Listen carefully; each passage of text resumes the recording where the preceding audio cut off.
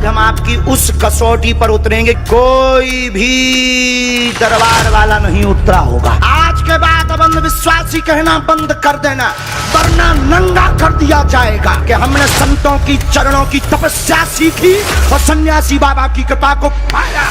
बागेश्वर धाम के कथावाचक पंडित धीरेन्द्र कृष्ण शास्त्री इन दिनों सुर्खियों में है। बागेश्वर महाराज के नाम से प्रसिद्ध और जाने माने बागेश्वर धाम पीठाधीश्वर यानी कि पंडित धीरेन्द्र कृष्ण शास्त्री मन की बात पढ़ लेते हैं। लोगों का विश्वास है कि अगर बागेश्वर धाम के दिव्य दरबार में एक बार अर्जी लग जाए तो किस्मत बदल जाती है।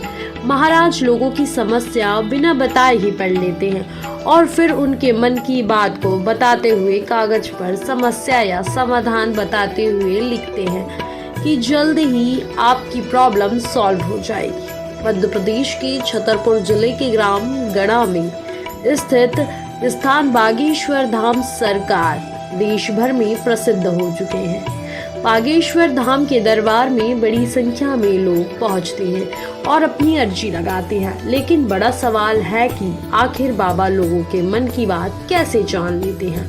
बागेश्वर धाम सरकार का दावा है कि उनके पास ऐसी शक्ति है कि वो लोगों के मन की बात जान लेते हैं। वो कहते हैं कि उनके पास ऊपर से कनेक्शन है, ऊपर से उन्हें सिग्नल मिलता है। इस सिग्नल के जरिए ही लोगों की समस्या वो जान लेते हैं। बागेश्वर धाम महाराज की इन्हीं शक्तियों के कारण बागेश्वर धाम में पहुंचने वाले भक्तों की संख्या लगातार बढ़ती जा रही है। बागेश्वर धाम महाराज लोगों की मन की बात आखिर कैसे जान लेते हैं, ये एक बड़ा सवाल है। दरअसल कुछ एक्सपर्ट्स का इस पे दावा ये भी है कि ये एक आर्ट है। जब हम कुछ सोचते हैं तो हमारे चेहरे में उसी तरह के भाव आते हैं जिसे कुछ लोग पढ़ सकते हैं, जैसे कि ब्रेल लिपि के सहारे से बिना देख पाने वाले लोग पढ़ लेते हैं।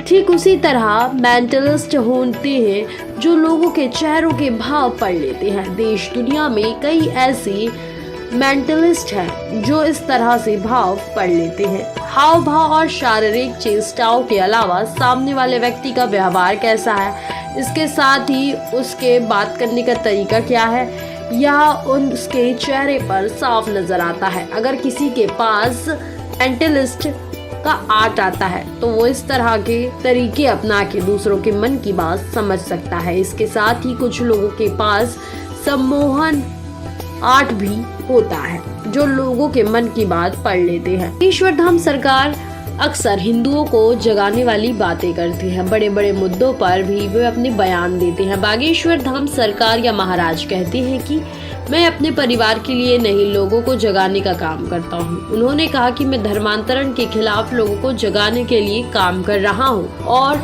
सनातन धर्म के प्रति लोगों को जागरूक कर रहा हूँ।